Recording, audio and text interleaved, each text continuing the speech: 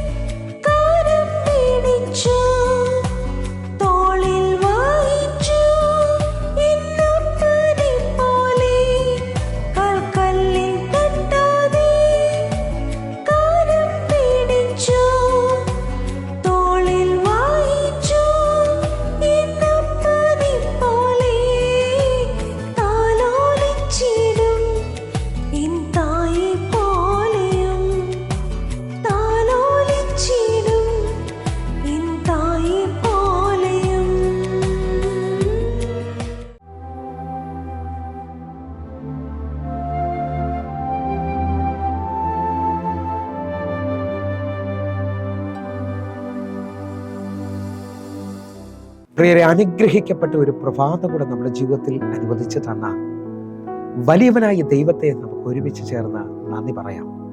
എത്ര പേർ പറയും, ഞാൻ നിന്നതല്ല, എൻ്റെ ദൈവം എന്നെ നിർത്തിയതാണ്. ഒന്നുകൂടെ പറഞ്ഞു കഴിഞ്ഞാൽ 2024 ഡിസംബർ മാസം 31 വരെയും എന്നെയും എൻ്റെ കുടുംബത്തെയും കണ്ണിലെ കൃഷ്ണമണി പോലെ സൂക്ഷിക്കുകയും വിടുവിക്കുകയും ചെയ്ത വലിയവനായ ദൈവത്തിന് നന്ദി പറഞ്ഞുകൊണ്ട് ഈ പ്രഭാത ചിന്തയിലേക്ക് നമുക്ക് ഒരുമിച്ച് അടുത്തു വരാം. നന്ദി പറയാൻ മറക്കരുത്. പ്രിയരെ, പ്രാരംഭ വാക്യത്തിലേക്ക് 103-ാം സങ്കീർത്തനം അതിൻ്റെ 1-2 വാക്യങ്ങളിലേക്ക്. എൻ മനമേ യഹോവയെ വാഴ്ത്തുക, എൻ്റെ സർവാന്തരംഗമേ അവൻ്റെ വിശുദ്ധ നാമത്തെ വാഴ്ത്തുക. 2-ാമത്തെ വാക്യം, എൻ മനമേ യഹോവയെ വാഴ്ത്തുക, അവൻ്റെ ഉപകാരങ്ങളൊന്നും മറക്കരുത്.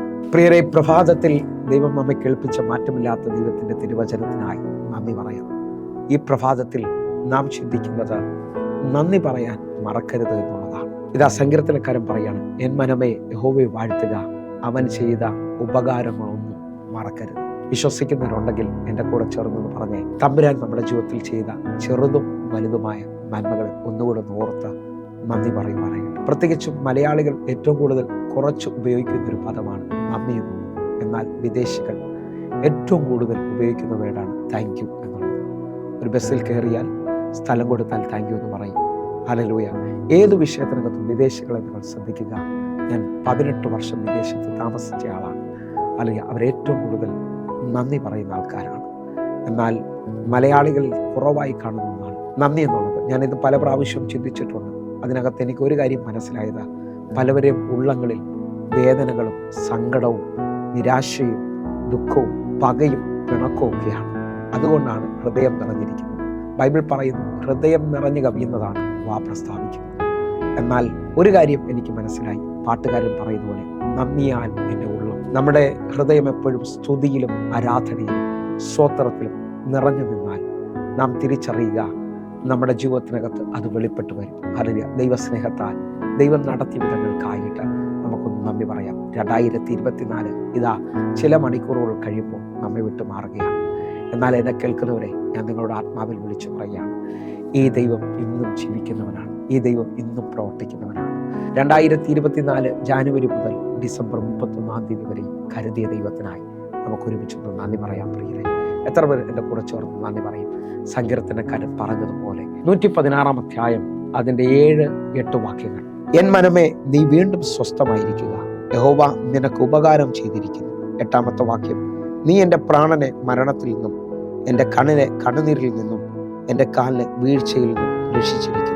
സങ്കീർത്തനക്കാരൻ ഇതാ ദൈവത്തെ നോക്കി വലിയ നന്മ പറയുകയാണ്. എൻ്റെ പ്രാണനെ നീ വീണ്ടും സ്വസ്ഥമായിരിക്കുക. കാരണം എൻ്റെ പ്രാണനെ അവൻ മരണത്തിൽ നിന്ന് വിടുവിച്ചിരിക്കുകയാണ്. എൻ്റെ കണ്ണിനെ അവൻ കണ്ണുനീരിൽ നിന്ന് വിടുവിച്ചിരിക്കുകയാണ്. അതേപോലെ തന്നെ എൻ്റെ കാലിനെ വീഴ്ചയിൽ നിന്ന് വിടുവിച്ചിരിക്കുകയാണ്. ആ ദൈവത്തെ ഈ 31-ാം തീയതി എത്ര പേർ ഒരുമിച്ച് നന്ദി പറയാൻ തയ്യാറാണ്? ശത്രു വെച്ചിരുന്ന എല്ലാ കുഴിയിൽ നിന്നും എല്ലാ തന്ത്രങ്ങളിൽ നിന്നും ഇന്നും എന്നെ സൂക്ഷിച്ചതിനായി ഞാൻ 1000 നന്ദി പറയുകയാണ്. അങ്ങ് കരുതിയ വിധങ്ങൾക്കായി, എൻ്റെ സമ്പത്തിനായി, എൻ്റെ ആരോഗ്യത്തിനായി, എൻ്റെ കുടുംബത്തിനായി, എൻ്റെ തലമുറയ്ക്കായി, എല്ലാ മേഖലയ്ക്കകത്തും ഞാൻ നന്ദി പറയുകയാണ്. ഒന്നുകൂടെ 2025 പ്രവേശിക്കുന്നു എന്ന് ഉറപ്പുള്ളവർ 118 സങ്കീർത്തനം അതിൻ്റെ 17 വാക്യം, ഞാൻ മരിക്കയില്ല, ഞാൻ ജീവനോടിരുന്ന് യഹോവയുടെ പ്രവൃത്തികളെ വർണ്ണിക്കും. എന്നെ കേൾക്കുന്നവർ ഈ തീരുമാനത്തോട് 2024 മുഴുവൻ നടത്തിയ ദൈവത്തോട് നമുക്ക് ഒരുമിച്ചൊന്ന് പറയാം, ഞാൻ ജീവനോടിരുന്ന് യഹോവയുടെ പ്രവൃത്തികളെ വർണ്ണിക്കും. ഹല്ലേലൂയ. ഓരോരുത്തരും ആ നിലയിലൊന്ന് ഈ പകൽ വിശ്വസിക്കുകയും പ്രാർത്ഥിക്കുകയും ചെയ്യുമെങ്കിൽ ജീവിതത്തിനകത്ത് നന്ദി പറയാതെ പോകുന്നത് എൻ്റെ യേശുവിന് വലിയ വിഷമാണെന്ന് നമുക്ക് കാണാൻ പറ്റും. നമ്മുടെ മറ്റെന്തിനേക്കാളും നമ്മുടെ സാക്ഷ്യം, നമ്മുടെ നന്ദി പറച്ചിൽ നാം ഉയർത്തുവാൻ തയ്യാറാക്കണം. കാരണം ബൈബിൾ പറയുന്നു, എന്നെ മാനിക്കുന്നവനെ ഞാൻ മാനിക്കും. ഒരു ഭാഗം കൂടെ നിങ്ങളുടെ മുമ്പിലേക്ക് വെക്കുകയാണ്. ഇതാ ലൂക്കോസിന്റെ സുവിശേഷം 17 അധ്യായം അതിൻ്റെ 11 മുതലുള്ള വാക്യം. അവൻ യെരൂശലേമിലേക്ക് യാത്ര ചെയ്യൽ ശമരിയയ്ക്കും ഗലീലയ്ക്കും നടുവിൽ കൂടി കടക്കുമ്പോൾ, ഈ 11 മുതലുള്ള വാക്യങ്ങൾ ശ്രദ്ധിക്കാമെങ്കിൽ യേശു കർത്താവ് യെരൂശലേമിലേക്ക് യാത്ര ചെയ്യുകയാണ്. ആ യാത്ര ചെയ്യുന്നതിൻ്റെ വഴിമധ്യത്തിൽ 10 കുഷ്ഠരോഗികൾ അകലെ വന്നു നിന്ന് കർത്താവെ ഞങ്ങളോട് കരുണ കാണിക്കണമെന്ന് പറഞ്ഞ് നിലവിളിക്കുകയാണ്. ആ നിലവിളിയിൽ കർത്താവ് അവരോട് മനസ്സലിയുകയാണ്. കർത്താവ് അവരോട് പറയണം. 14 വാക്യം നമുക്ക് ഒരുമിച്ചൊന്ന് വായിക്കാം. അവൻ അവരെ കണ്ടിട്ട്, നിങ്ങൾ പോയി പുരോഹിതന്മാർക്ക് നിങ്ങളെ തന്നെ കാണിക്കുവിൻ എന്ന് പറഞ്ഞു. പോകുമ്പോൾ തന്നെ അവർ ശുദ്ധരായി തീർന്നു. 15 വാക്യം, അവരിൽ ഒരുത്തൻ തനിക്ക് സൗഖ്യം വന്നത് കണ്ട് ഉച്ചത്തിൽ ദൈവത്തെ മഹത്വപ്പെടുത്തിക്കൊണ്ട് മടങ്ങി വന്നു. അവൻ്റെ കാൽക്കൽ വീണ് അവന് നന്ദി പറഞ്ഞു. എന്നെ കേൾക്കുന്നവരെ, 10 പേരിതാ പോകുന്ന വഴിയിൽ തന്നെ സൗഖ്യമായാണ്. ആ കാലങ്ങളിൽ പുരോഹിതനാണ് സൗഖ്യം ഉറപ്പിക്കുന്നത്. യേശു കർത്താവ് അവരെ പറഞ്ഞു വിടുമ്പോൾ ആ വഴി മധ്യത്തിൽ അവർ സൗഖ്യം വന്നു. പക്ഷെ ഒരുത്തൻ മാത്രം ആ സൗഖ്യത്തെ തിരിച്ചറിഞ്ഞിട്ട് അവൻ്റെ കാൽക്കൽ വന്നു വീണ് നന്ദി പറയുകയാണ്. അടുത്ത പദം നിങ്ങൾ ശ്രദ്ധിച്ചു നോക്കണം കേട്ടോ. അവനോ ഒരു ശമരിയക്കാരനായിരുന്നു. 17-18 വാക്യങ്ങൾ. 10 പേർ ശുദ്ധരായി തീർന്നില്ലയോ? 18 വാക്യം, 9 പേർ എവിടെ?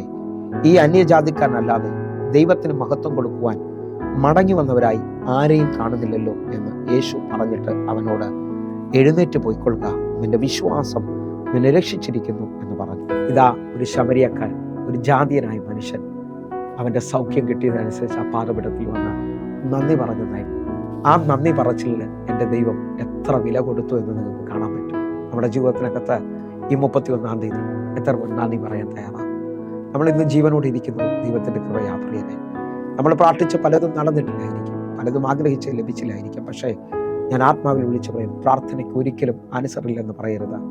പ്രാർത്ഥന വരും നിശ്ചയം. എൻ്റെ ദൈവത്തിൻ്റെ സ്വഭാവം അനുസരിച്ച് പ്രാർത്ഥിക്കുന്ന ചിലവർക്ക് അന്നേരം മറുപടി പറയും.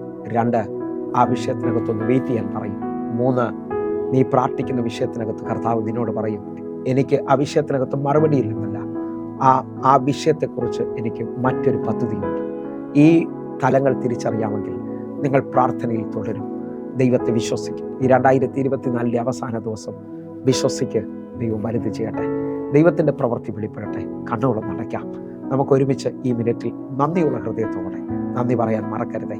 പ്രാർത്ഥിക്കാം. ഞങ്ങളെ സ്നേഹിക്കുന്ന ഞങ്ങളുടെ നല്ല ദൈവമേ, ഇതുവരെ ഞങ്ങളെ നടത്തിയതിനായി, ഇതുവരെ ഞങ്ങളെ കണ്ണിലെ കൃഷ്ണമണി പോലെ സൂക്ഷിച്ചതിനായി നന്ദി. അപ്പാ 1000 നന്ദി.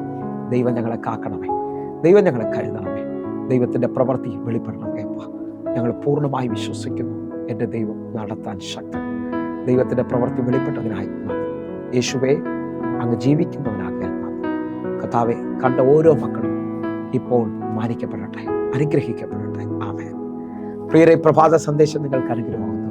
നമ്മുടെ യൂട്യൂബ് ചാനൽ സബ്സ്ക്രൈബ് ചെയ്യും, ഫേസ്ബുക്കിലേക്ക് നിങ്ങൾ ജോയിൻ ചെയ്യണമെന്ന് ഓർപ്പിക്കുന്നു. അതേപോലെ ഇതുവരെയും നടത്തിയ ദൈവം ഇനിയും നടത്താൻ ശക്തനാണ്. എല്ലാ ദിവസവും വൈകിട്ട് 6 മണിക്ക് നമുക്ക് സൂമിൽ ആരാധനയുണ്ട്. അനേക ആയിരങ്ങൾക്ക് ഇത് വിടുതലായിട്ടുണ്ട്. നിങ്ങളെ ക്ഷണിക്കുന്നു, കടന്നു വരണമേ. ആമേൻ, ആമേൻ.